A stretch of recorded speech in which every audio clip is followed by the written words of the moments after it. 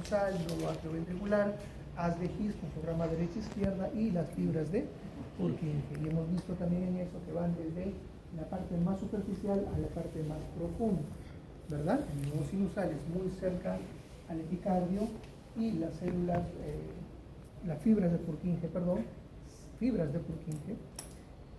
están básicamente en el subendocardio, ¿verdad? Sí, eso es lo que hemos revisado en la primera sesión.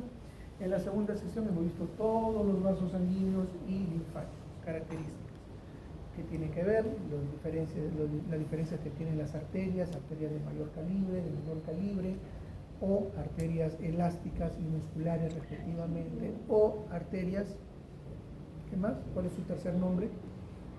Elásticas O de gran calibre o de conducción, mediano calibre, musculares o de distribución, ¿verdad? Además hemos visto también que las venas en particular poseen estructuras que las arterias no. ¿Cómo se llama esta estructura? Válvulas, ¿verdad? Perfecto.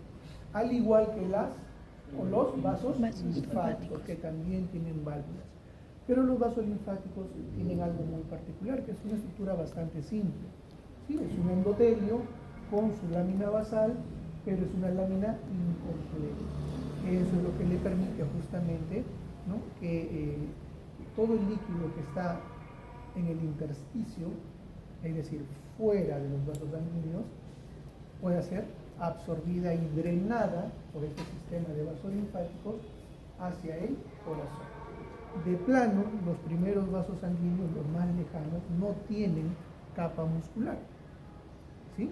Solamente tienen unas fibrillas que permiten que se inserten en el tejido conectivo que está alrededor. Solamente los grandes vasos linfáticos, como el tronco arterial,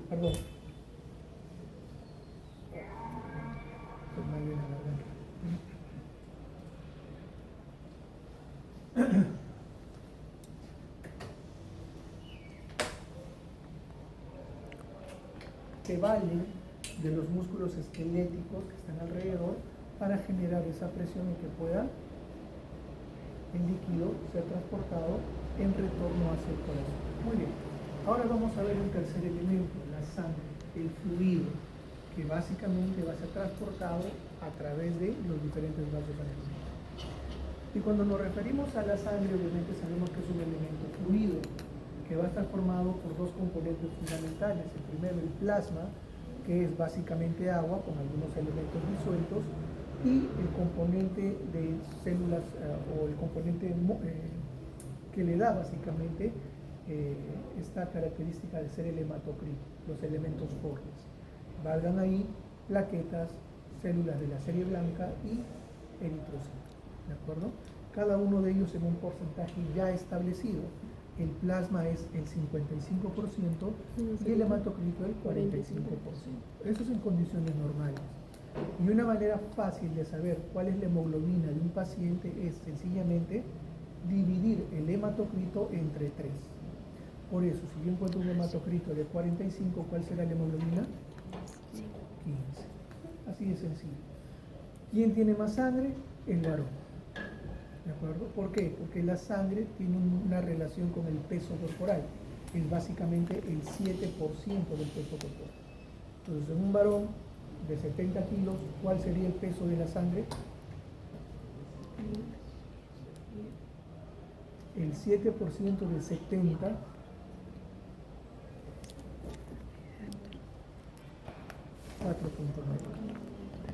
¿Okay? Fácil se les va, ¿no? Pregunta de examen. Fallaron. Por confiarse. 7% de 70 es 4. ¿Eh?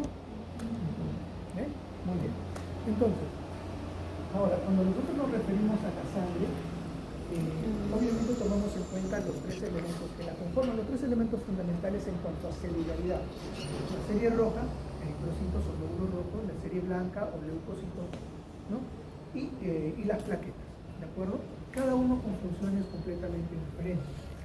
Y clínicamente nosotros podremos evaluar a un paciente de acuerdo a algunas características que presenta también. Una forma muy burda, muy popular de evaluar, por ejemplo, la anemia en una persona, y no sé si a ustedes les ha pasado, en un chiquitito sí. ¿Está pálido o está rojito? Si está pálido, estás anémico. Si está rojito, tu hemoglobina está bien. Igual, leche ungueal, ¿de acuerdo? Entonces, es algo indirecto, pero que muchas veces guarda una muy buena correlación para la anemia. ¿Está pálido? No, está anémico. Muy bien. De repente hay personas que tienen estos famosos moretones. El término no es moretón, son equimosis, ¿de acuerdo? Áreas rojizas, violáceas, un poco oscuras, ¿no? Que evolucionan lógicamente con el tiempo, pero que aparecen en el cuerpo y uno no tiene idea de dónde o por qué.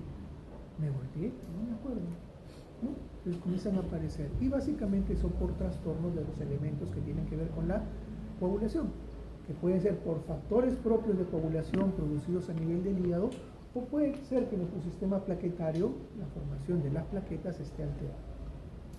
Puede ser también que una persona presente fiebres a repetición, malestar general, pérdida de peso, y de repente son los leucocitos los que están alterados, o los linfocitos, ¿no? Entonces, como vemos, las tres series pueden verse afectadas, y eso se va a manifestar en diferentes características, ¿no? Tenemos una persona pálida, anemia, tenemos una persona con petequias o hematomas que se forman, hay un problema de la serie plaquetaria, y de repente tenemos aquí un niño que es la imagen clásica de leucemia, ¿no? ¿Okay? Que está en quimioterapia de repente, ¿no? Entonces ahí tenemos patologías que van en los tres elementos celulares que conforman la sangre. Ahora, hay algo que ustedes tienen que tener en consideración también, en dónde se forma la sangre. En teoría, ustedes ya han podido revisar que la formación de sangre tiene varias fases. Una fase intrauterina y otra fase cuando ya estamos fuera ¿de acuerdo? Y ahí se va a ver ustedes las diferentes fases, esclénica, hepática, ¿no? Mesenquimatosa y todo lo demás, hasta pasar a la fase mieloide. Pero, básicamente, cuando nos ponemos a pensar nosotros en por qué se producen las patologías que tienen que ver con los elementos que conforman la sangre, podemos pensar nosotros a manera de una fábrica, ¿de acuerdo? Cuando somos adultos, la fábrica en la cual se van a producir todas estas células, ¿cuál es? ¿En dónde se producen los elementos formes de la sangre? En la médula ósea, ¿de acuerdo? Médula ósea que es de dos tipos, médula ósea roja y médula ósea amarilla. La que forma las células sanguíneas es la médula ósea roja, que generalmente lo vamos a encontrar nosotros a nivel de las epífisis de los huesos largos, es decir, en las extremidades de los huesos largos, en donde encontramos mayoritariamente hueso esponjoso.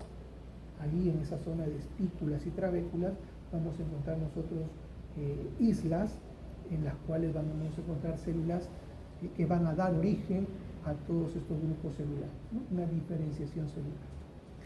Entonces, médula ósea como fábrica, ahí se generan estas células. Cuando tú tienes una empresa, ¿sí? Tienes una fábrica, ¿de acuerdo? ¿Qué tienes que hacer para que tú produzcas de manera adecuada? Primero, tener buenos insumos o no. Que los insumos lleguen a tu fábrica. Que tu fábrica tenga sus equipos funcionales. Que todos los elementos que son piezas dentro de todo este andamiaje de producción estén funcionando correctamente aceitados, bien calibrados. Y finalmente, una vez que ya tienes tu producto bien empaquetado y todo, tienes que distribuirlo o no. Tienes que ponerlo en la comunidad para que pueda ser adquirido. Eso sucede con la médula ósea roja, ¿de acuerdo? Tienes insumos, nutrientes, para que se formen los glóbulos rojos, fierro, ¿sí? Hemoglobina, proteínas. Necesitas que lleguen a tu fábrica. Y necesitarán los transportadores, la transferrina, por ejemplo. Si no tienes los transportadores y no tienes los elementos para que lleguen a tu fábrica no va a producir. Y tienes anemia, por ejemplo, porque no tienes insumos. Lo más clásico, falta de vitamina O. ¿Han oído hablar de la vitamina O? Olla, comida, ¿sí? Falta de ingesta de alimentos, de nutrientes. Lo otro, no tienes quien lo traiga, proteínas. Entonces, miren, O de repente tienes un niño con anemia. ¿Por qué? Te preguntas, la clásica, parásitos. Te están consumiendo tus nutrientes. Estás comiendo, pero te lo están consumiendo antes de que se haya llevado a la fábrica. Otro, tienes problemas de fábrica. Tus equipos no funcionan bien. Ese estroma que necesitas tener a nivel de la médula ósea roja, donde se encuentran células que te van a ayudar a la producción, no funcionan. Tu producción se paraliza o produces o tienes productos mal hechos, defectuosos. Y lo otro también, en cómo distribuyen. No tengo quien se lo lleve, tampoco, pues vas a tener producción de células, pero no hay cómo sacarlas. Listo. Entonces tienes múltiples formas en las cuales vas a tener fallas en todo el proceso de producción de estas células sanguíneas, ¿no? En general, la médula ósea, nosotros la podemos evaluar de una manera, entre comillas, sencilla, a través de una muestra de aspirado de médula ósea. Un procedimiento en el cual te sacan un poco de tu médula ósea para poder examinar la lámina. Entonces, vamos a suponer que esta es la lámina de tu médula ósea, ¿de acuerdo? Esto va a ser valorado en base a un término muy especial, la celularidad. ¿Qué quiere decir la celularidad? En la lámina lo que va a hacer el observador es mentalmente abstraerse y hacer que todas las partes blancas concentrarlas en un solo lado. Y el resto de células, lo que es rojito y moradito, lo pongo en otro lado, lo separo. Blanco a un lado, moradito a otro lado. ¿De acuerdo? Entonces, voy a evaluar porcentajes de toda esta lámina, cuánto blanco y cuánto de color tengo. Eso va a ser la celularidad. Y va a estar en relación a la cantidad de rojito y moradito en porcentaje que yo voy a tener de la lámina. Y eso, ¿cómo es que yo voy a, digamos, tratar de demostrar si está bien o está mal? La celularidad, de manera sencilla, cuando aquí te pregunten cuál es la celularidad que esperas encontrar en una persona de, qué sé yo tengo 50 años, ¿de acuerdo? Entonces, ¿qué celularidad deberían encontrar en mi lámina, en mi estudio de médula ósea, en aspirado de médula ósea? 50%. ¿Por qué? Porque la celularidad es 100 menos la edad del paciente. ¿Ok? Yo tengo 50, la celularidad es 100 menos 50, 50%. Es decir, que blanquito hasta acá y rosadito y morado lo demás. 50-50. Problema. Tengo un niño de 10 años. ¿Cuál es la celularidad que yo debería encontrar en su lámina? 90%. Tengo un paciente geriátrico, 72 años. ¿Cuál es la celularidad que yo debería encontrar? 28%. ¿De acuerdo? Perfecto. Muy bien. Entonces, esa es una forma muy sencilla de poder tener la celularidad. Si yo, por ejemplo, tengo un paciente, tengo este de acá, ¿qué celularidad le calculan? A ver, hagan esa extracción.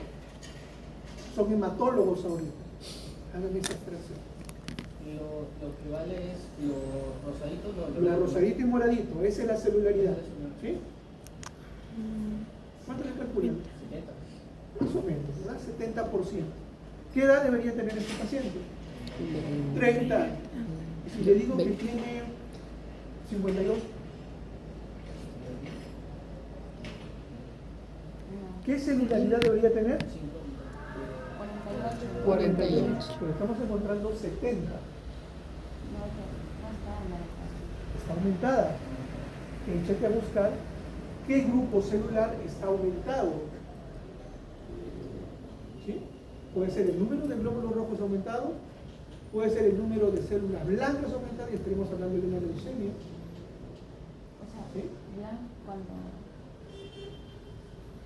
cuando las células blancas aumentan la oxígeno. Sí. Lo rojo. Penia es baja, una plaquetopenia, anemia. ¿De acuerdo? Muy bien, entonces se dan cuenta que teniendo ese valor yo puedo tener un aproximado y puedo ir diciendo esto es patológico o esto es normal. Y lógicamente, acá si encuentro una normalidad, tendré que buscar, pues, ¿no? Obviamente hacer más exámenes, decir, ok, es los glóbulos rojos, son las plaquetas, son los leucocitos los que están aumentados. Y si hablamos de leucemias, échate a buscar, porque son más de decenas, docenas de tipos de leucemia, ¿no? Pero ya bueno, eso es otro tema. La médula ósea entonces puede ser de dos tipos. La roja, que es la hematopoyética, donde se forman las células sanguíneas, y la médula ósea amarilla, ¿sí? Que es grasa fundamentalmente. Y esa grasa es almacenada con las células reticulares. Ahora, ¿por qué hemos dicho que un niño de 10 tiene 90% de celularidad y una persona de 60 tiene 40% de celularidad? Porque la celularidad, cuando nosotros aumentamos de edad, fisiológicamente va a disminuir. La médula ósea roja es reemplazada por células adiposas. Comienzan a proliferar los adipocitos que son almacenados en las células reticulares. Por eso la celularidad disminuye fisiológicamente. ¿Ya? Muy bien. Recuerdo una consulta. Se ha mencionado que la fórmula real de celularidad era 100, ¿verdad? 100% tiene 110 años, se les dio. Bueno, eso escapa lógicamente a la celularidad, ¿no? Pero, o sea, ¿con eso qué te dice? Que tiene que ir a la disminución. ¿Sí? Entonces, 110, 120 son pocas personas que tienen eso, y lógicamente ya entra ahí un aspecto más, o sea, ya ahí numéricamente, como tú mismo dices, escapa a ese rango. Lo que tú vas a ver directamente es tipo de célula, cuál es la que está predominando. De frente, ya no vas a decir porcentaje porque escapa. Por eso les decía que es una forma sencilla. Con eso nosotros predecimos de una manera sencilla. Y veo la lámina, esta lámina, poca celularidad. ¿De quién estamos hablando? ¿De un niño o de un anciano? De un anciano. Pero resulta que corresponde a un niño. ¿Me preocupa o no me preocupa? Claro que sí. ¿Y eso es motivo de estudio? Claro que sí, ¿no? Pero obviamente de manera más profunda, digamos. Muy bien, entonces tenemos médula ósea roja, hematopoyética, médula ósea amarilla es energía, ¿de acuerdo? Grasa que se va a transformar en energía cuando el cuerpo lo necesita. Es un almacén de energía. Formación de varios tipos de células sanguíneas, la médula ósea roja, fagocitosis también, producción de anticuerpos, y la médula ósea no hematopoyética o médula ósea amarilla es reserva de lípidos, por lo tanto de energía. La médula ósea entonces va a tener un componente básicamente celular, una población heterogénea de células que van a estar en el compartimento celular, y este compartimento va a estar formado por islotes de células, grupos de células progenitoras. A partir de ellas se generan las células sanguíneas y también los macrófagos. Y el resto es el estroma, lo que rodea a esta célula, que va a estar conformado por un compartimento vascular, en la cual van a participar venas, arterias y sinusoides, y una red de fibras reticulares y células reticulares, que son las que le van a dar el armazón, van a dar lugar, digamos, al almacenaje, porque han visto ustedes, ¿no? A ver. Esto es una médula ósea roja, pero hay células adiposas. Eso es normal. El hecho es el porcentaje. ¿De acuerdo? Muy bien. Esto es básicamente un esquema en el cual nos están diciendo de que todo parte de una simple célula. De hecho, todos nosotros somos el resultado de una célula, ¿o no? ¿Sí? Unión de gameto masculino y femenino, cada uno de ellas haploide. Cuando se unen recién, cuando el ovocito fecundado recién completa la información genética, tenemos una célula tal cual, es una célula somática nuestra, con 46 cromosomas.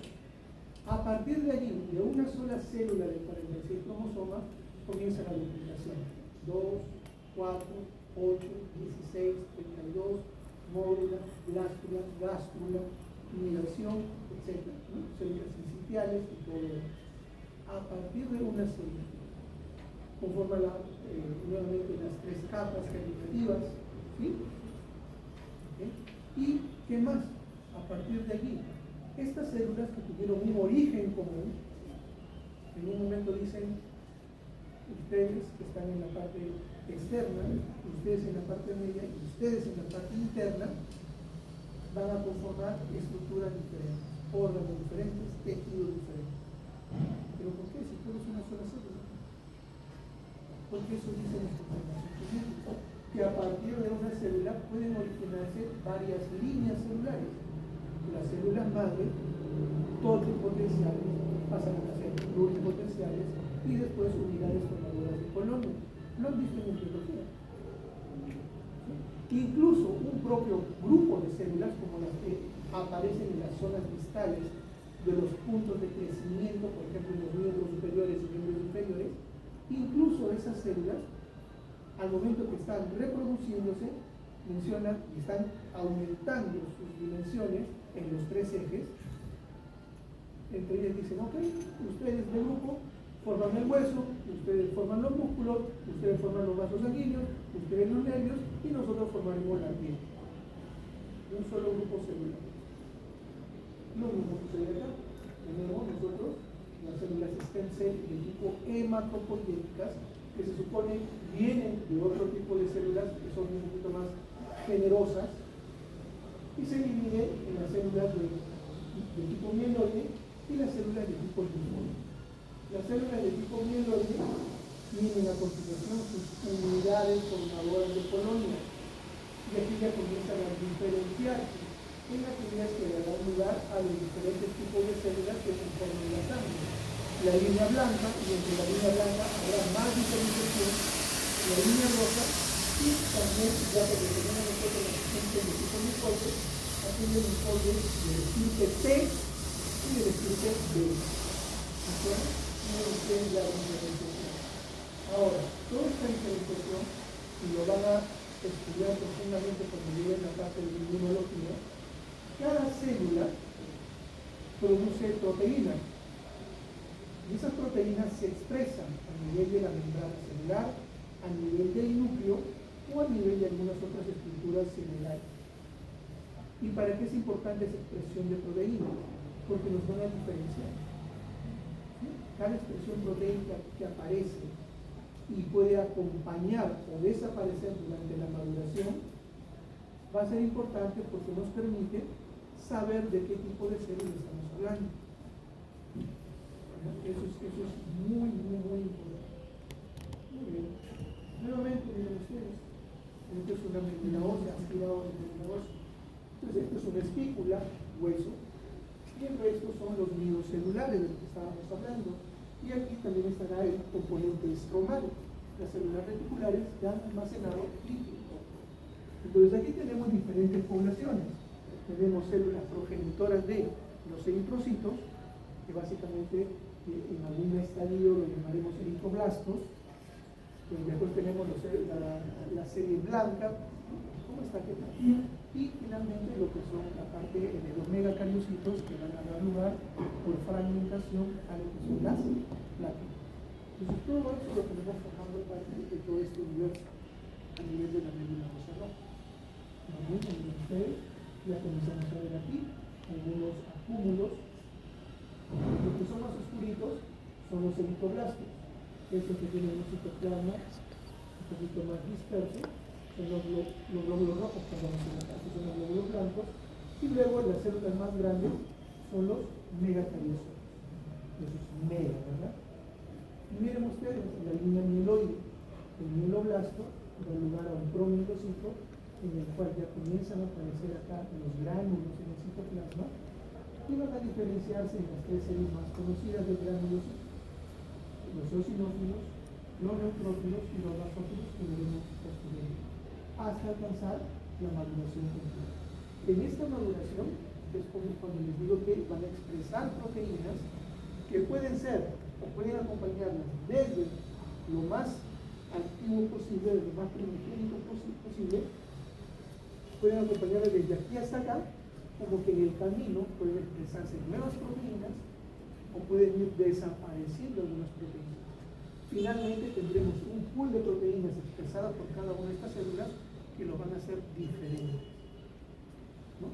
como si cada uno de nosotros, por ejemplo, a ver, ¿cuántos Pérez hay en la universidad?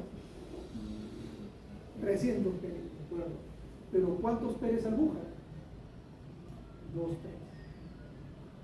¿Y cuántos pertenecen a la misma familia? Se reduce. Y cada familia tiene su expresión genética. Me voy diferenciando pese a que todos somos seres humanos, pero no todos somos hombres, no todos somos mujeres. Ahí ya hay una diferenciación. ¿Cuántos son altos, cuántos son bajos, cuántos son de talla media, cuántos tienen pelo liso, pelo rizado, pelo amarillo, pelo negro, marrón? Hay diferenciaciones. Pese a que pertenecemos siempre a una misma especie. Hay diferenciaciones. Megatalocito, una célula gigante, mega, tenemos de la serie alta y algunos nidos de la serie roja. Y esto es tejido adiposo. Nuevamente, megatalocitos, donde está más oscurito, esto es línea roja, y las otras son serie blanca. Ahí tenemos nosotros la diferencia de megatalocito, megatalocito. Esto, nidos de glóbulos rojos, de maduración, y por acá, células blancas. Lo mismo, miren, nidos formadores de glóbulos rojos de la serie roja. Por aquí tenemos serie blanca, y aquí en esta lámina no hay megatalocito. Entonces, sangre en general, compuesto por dos elementos fundamentales, o dos fases distintas. El plasma, que es el 55% de todo este componente, y el hematocrito, que es el 45%. Distribuido de la siguiente forma, ¿no? El plasma, la mayor cantidad corresponde al agua simple, y el resto a los elementos que están dispersos, ¿no? Hay iones, hay proteínas también, el componente proteico es importante, y guarda siempre una relación muy estructurada. Y luego los elementos, donde encontramos las plaquetas, donde encontramos los glóbulos blancos, que van a tener una diferenciación en sus series. Hay varios tipos de leucocitos, y estos leucocitos, estos diferentes tipos de leucocitos, tienen un margen muy establecido, un gramo en cuanto a porcentaje. Cualquier variación en estos porcentajes tiene que ser valorado, por si se trata de un proceso infeccioso, inflamatorio, parasitario, o una reacción de nuestro propio cuerpo, una reacción alérgica. Y después los glóbulos rojos. Esta es la forma en que vamos a... Ya hemos visto una forma de evaluar la médula ósea, la tirada de médula ósea, ¿verdad? Ahora vamos a ver sangre periférica. En la sangre periférica vamos a valorar la presencia de todos estos grupos celulares en la sangre que está en nuestros vasos sanguíneos. Ya no en nuestra médula, sino en nuestra sangre. Es decir, células maduras, completamente desarrolladas. Se extrae la sangre, se extiende en una lámina. Entonces, las primeras células que vamos a ver, eritrocitos, tienen una forma de escoide, cóncavo, un tamaño promedio de 7,5 micras, más o menos en cantidad, 4 millones de por milímetro cúbico. Imaginen ustedes la gran cantidad de linfocitos que hay en la célula predominante dentro de una lámina periférica. Su forma, esta forma de disco bicóncavo, le da una superficie más grande de lo que sea alguno de pequeño. El color más intenso en la periferia se debe a el contenido de hemoglobina, y la parte más clara es básicamente donde debería estar el núcleo. Ahora, es bastante curioso, ¿no? Cuando uno menciona célula, lo primero que han estudiado ustedes en biología es que la célula tiene núcleo. ¿Sí? ¿Dónde está el núcleo? ¿Tiene núcleo? No. La célula madura, el glóbulo rojo maduro, no tiene núcleo. Pero igual consideramos siempre como célula. Aquí está, miren ustedes la forma del escoide, todo es muy homogéneo, no hay muchas diferencias entre ellos, pero tienen algunas dimensiones. Y estos pequeños fragmentos que vemos por ahí son plaquetas, producidas por los megacariosos. Nuevamente, plaquetas Existe un pequeño porcentaje de células inmaduras llamados reticulocitos. Son glóbulos rojos que no culminaron su maduración, pero que están presentes en la sangre periférica. Un porcentaje mínimo, hasta un 2% del total de eritrocitos pueden verse a nivel de sangre periférica y es considerado normal. Cuando hay más del 2%, alguien para la oreja, algo está pasando. ¿No? Que una célula que no ha completado su desarrollo tenga que estar cumpliendo funciones de una célula adulta, completa, finalizada, no es normal. Algo está pasando. Nuestro organismo está exigiendo que salgan formas inmaduras a cumplir la función. Es algo anormal. Los leucocitos. Tenemos una forma de cómo nosotros agrupar a los leucocitos. Una de las formas muy sencillas es a través de la identificación de las características de sus núcleos. Entonces, una será leucocitos con núcleos que no tienen lóbulos. Es un solo elemento. ¿Correcto? Por eso se le dice mononuclear, una sola formación. Y estas vendrían a ser los linfocitos y los monocitos. Los linfocitos, si tú lo comparas con un eritrocito, es ligeramente más grande. El núcleo de ellos es bastante amplio y ocupa casi todo el citoplasma del linfocito. Mientras que el monocito, si lo comparas con un eritrocito, es muchísimo más grande. Ya en la parte teórica revisarán ustedes mi versión, porque pero su núcleo es un núcleo grande también, pero tiene forma de riñón, ¿no? En medio riñonado. Ese es el monocito. Luego tenemos los leucocitos con un núcleo que es lobulado. Reciben el nombre en general los polimorfonucleares, es decir, muchas formas del núcleo. Muchas formas. No es un único, no es arriñonado, tiene lóbulos. Mientras más lóbulos tiene, la célula es más madura. Ahora, se considera normal hasta 5 lobulaciones. A partir de 6 ya es algo anormal. Muy bien. Entonces, dentro de los polimorfonucleares tendremos los neutrófilos, los eosinófilos y los basófilos. Filos. ¿De acuerdo? Cariño, afecto por algo. ¿Cierto? El término filo mío, cariño mío, ¿no? Hijo mío. Muy bien. Entonces, tiene afinidad por alguna coloración. Y lo vamos a ver en la siguiente clasificación de los leucocitos. Aquí lo hemos visto por la forma de su célula, la forma de su núcleo, por las lobulaciones, si tiene o no tiene. Mononucleares, polimorfonucleares. Ahora vamos a ver por la característica tintorial. Los diferentes tintes o coloraciones se van a fijar en la célula gracias a algunos elementos que pueden estar disueltos o dispersos en su citoplasma, los gránulos. ¿De acuerdo? Entonces, si yo tengo células que no tienen gránulos, no se van a fijar. ¿De acuerdo? Estas células son llamadas agranulocitos. Y dentro de ellas tenemos, curiosamente, las mismas que en el grupo anterior. Los linfocitos y los monocitos. ¿Hay problemas con eso? Ahora, las células granulocitos, las que tienen gránulos en su citoplasma, son neutrófilos, eosinófilos y basófilos. Lo mismo que el anterior, polimorfonuclear. Curiosamente, son también granulocitos. Pues es una forma muy sencilla. Ahora, neutrófilos, que no tengo cariño o afecto por algo, no voy a tener una característica tintorial extrema o definida. Eosinófilo, Le voy a pintar, les digo a los gránulos, de un color rosado intenso rojizo.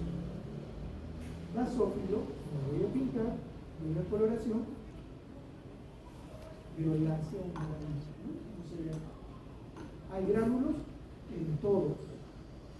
Otra característica del neutrófilo es el que más lobulaciones tiene. Del eosinófilo son generalmente 2 lobulaciones y un citoplasma rojizo. Y el basófilo tiene un núcleo bastante grande, pero es un núcleo bastante sinuoso, que incluso parece como una S alargada, y que muchas veces no se puede diferenciar mucho el núcleo por la gran cantidad de gránulos presentes.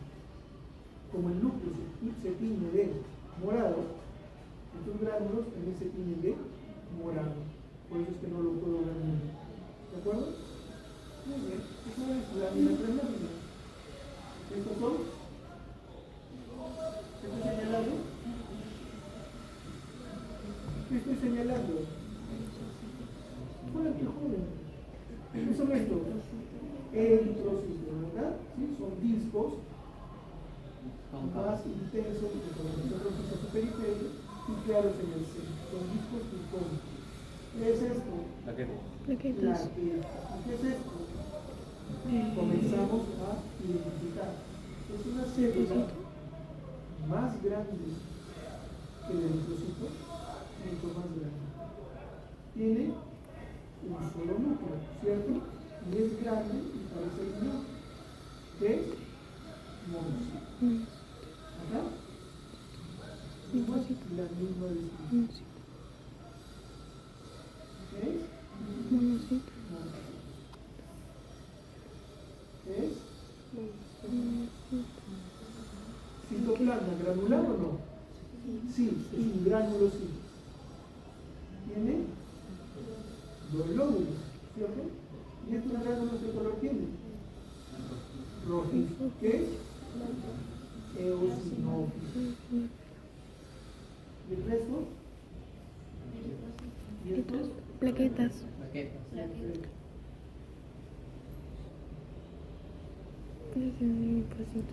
Tamaño. Un poquito más grande que el eritrocito. Tiene un solo núcleo, ¿sí? Entonces es un mononuclear, cuyo núcleo es casi del tamaño completo del citoplasma. ¿Qué es? Linfocitos. ¿Acá? ¿Cuántos lóbulos tiene? 3. Es un polimorfo nuclear, ¿verdad? 1, 2, 3. 3 neutrófilo. Basófilo. ¿Citoplasma con gránulos o no? Es un gránulo sí, ¿verdad? ¿Qué color son sus gránulos? Violeta, moradito, ¿verdad? Y un núcleo bastante irregular. ¿Qué es? Basófilo. Características de cada uno de ellos, ya ustedes lo van a ir viendo. Lo más conocido es los neutrófilos. Dentro de la línea blanca es la que mayor cantidad tiene, 60-70%. En el frotis, mide más o menos de 9 a 12 litras. Tiene un núcleo que es lobulado y los lóbulos aumentan con la edad de la célula de 2 a 5 núcleos, o perdón, de 2 a 5 lóbulos, 6 o más, y es algo patológico. El eosinófilo, menos del 4% de los leucocitos, tiene receptores tanto para la hemoglobina G como para la hemoglobina E y también factores de complemento. En el frotis miden de 10 a 14 litras y su núcleo es inovular. Basófilos es menos del 1% de los leucocitos, su frotis mide de 8 a 10 litras. El núcleo tiene forma de S, pero que se encuentra a un punto con la gran presencia de gránulos, que se tiene de morado igual que el núcleo, por eso es que no se ve. Tiene receptores de inmunoglobulina E. ¿Qué sería?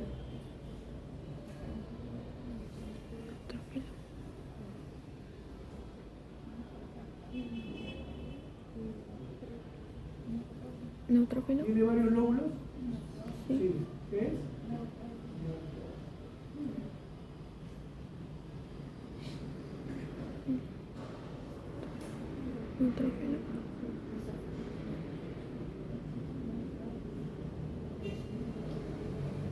y tiene varios lóbulos.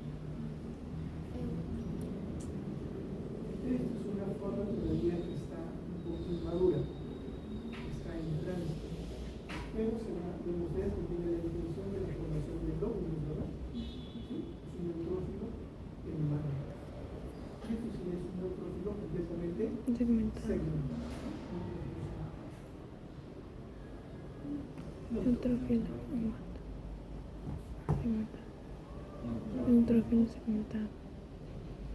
Neutrófilo segmentado. Plaquetas, eosinófilos.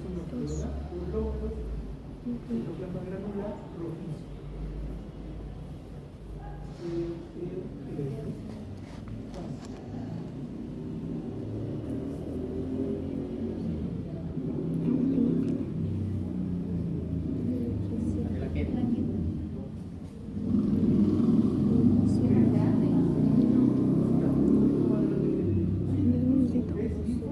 Linfocito. Eosinófilo.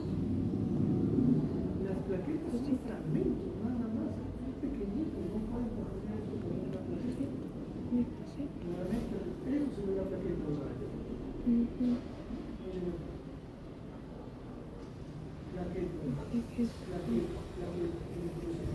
Eritrocito. No pueden confundir eso, por favor.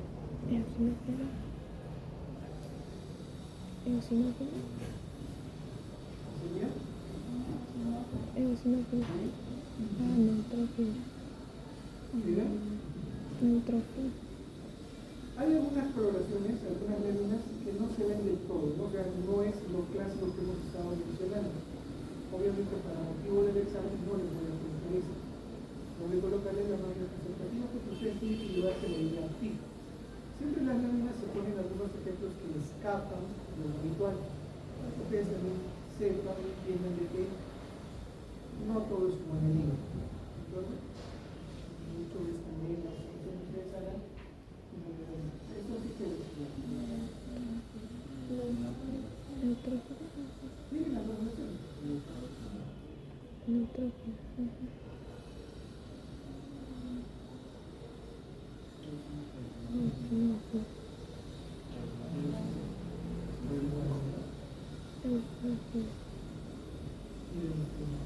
Células grandes, más grandes que los linfocitos, con gran cantidad de gránulos. ¿Ven el núcleo? Casi ni se ve, ¿no? Está oculto el núcleo por la gran cantidad de gránulos que están dispersos en el citoplasma. Si los gránulos son morados, ocultan el núcleo que también es morado. Por eso que no se ven. Son basófilos. Supone que el basófilo también. Ese no va en el examen.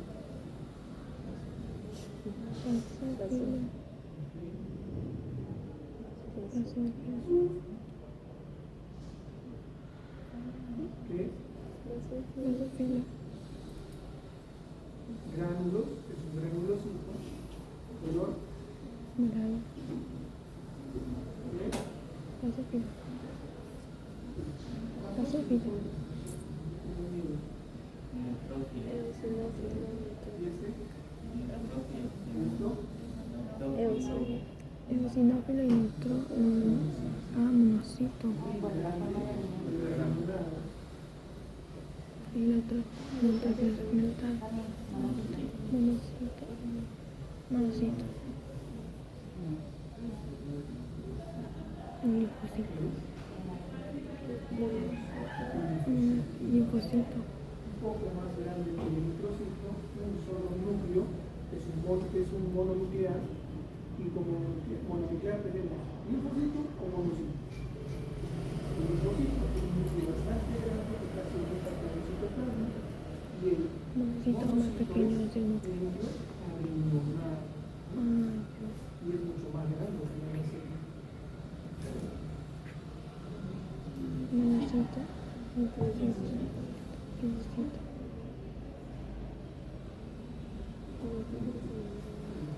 Eritrocitos. Neutrófilo. Linfocito. Eosinófilo.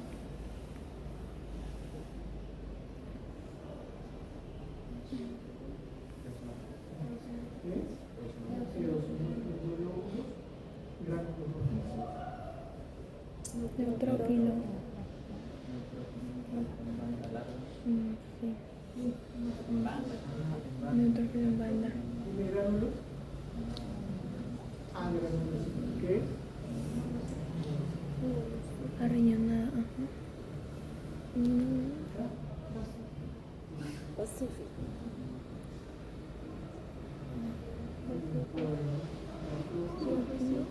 Linfocito. Eosinófilo. Una muy característica. No, que tiene gránulos rojos. No aparece. Esa es.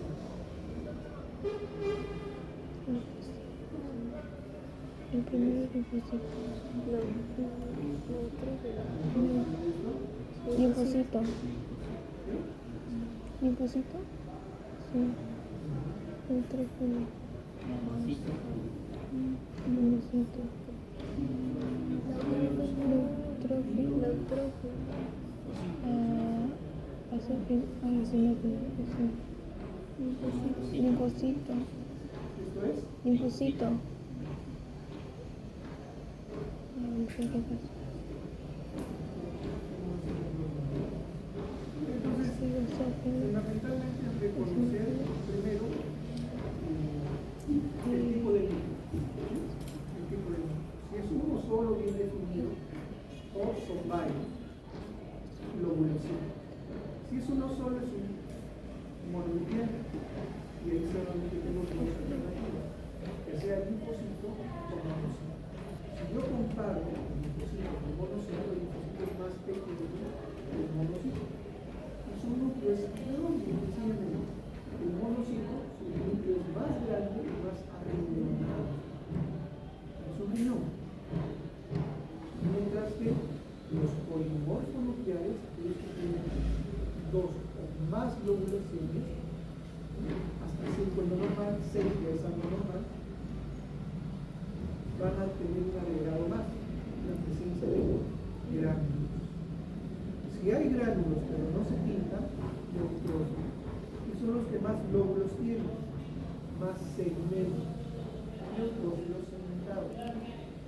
Y los otros son los eosinófilos, cuya característica es tienen dos lóbulos y tienen gránulos en su citoplasma pintados de rojo. Y los basófilos tienen también un núcleo que es efectivamente grande y en forma de S, pero que como los núcleos son morados, todos los núcleos son morados, y tengo gránulos en el citoplasma, los gránulos se pintan de morado. Por eso es que el núcleo casi no se ve, está cubierto por el eso es un vaso. Termina esas consideraciones. ¿Pueden ustedes identificar las células? ¿Un eritrocito lo van a confundir? No. ¿Una plaqueta lo van a confundir? No. Neutrófilo. Monocito, monocito, y por último, entonces, la médula ósea tiene dos componentes, la médula ósea roja, la médula ósea amarilla.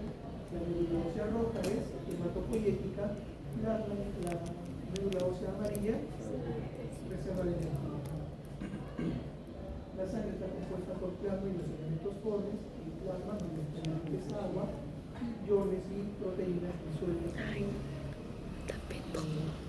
Y digamos, los elementos formes están conformados por eritrocitos, leucocitos y plaquetas. Los leucocitos pueden ser según sus gránulos, granulocitos y granulocitos, y según la forma de los núcleos o lóbulos, mononucleares y polimorfos.